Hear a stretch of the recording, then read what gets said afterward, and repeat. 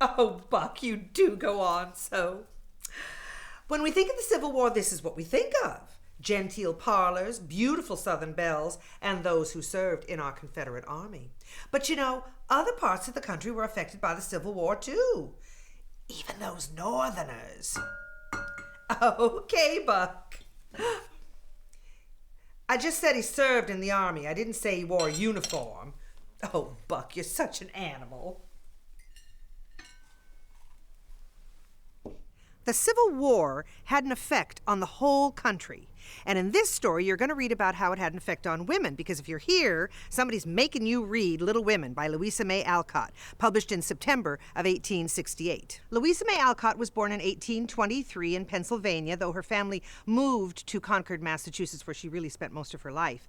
Now, there her family befriended Ralph Waldo Emerson and Henry David Thoreau, who were not famous just for having three names, but they were prominent poets and writers at the time. They were also transcendentalists. Now, transcendentalism was a philosophy that grew out of that portion of the country, out of the New England states.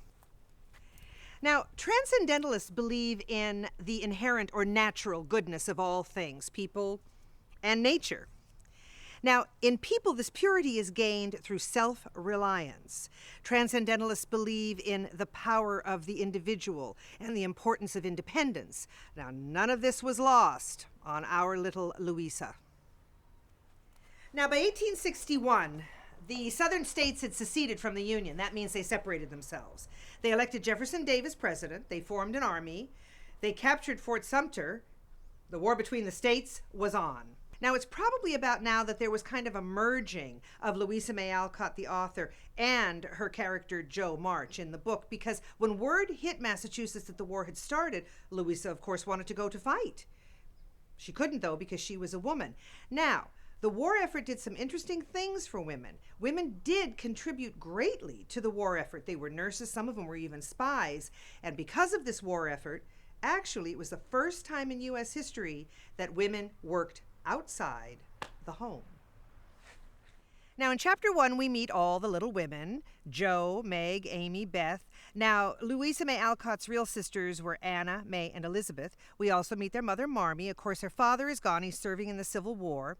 Now, it's Christmas time, and their mother asks them to give up their lovely Christmas breakfast for a family in greater need. Of course, they happily agree to do it. Not far from here lies a poor woman. 6 children all huddled in a bed together to keep from freezing, for they have no fire. My girls, will you give them your Christmas breakfast as a Christmas gift? Of course they do. This selfless giving pattern is throughout the whole book. By Chapter 9, the girls attend a social event where they realize they are not the wealthiest people there. It doesn't matter. They're treated with kindness and dignity. People know that they are a quality family with or without wealth. Now, throughout the book, Alcott, Jo, points out that there are always families in greater need than the March family, or of greater wealth than the March family. Now, this reflects a change that was taking place throughout the whole country. This reflects the beginning of the middle class. Now, during this time, professions were emerging. People could get educated. They could better their station. There was no longer just rich and poor.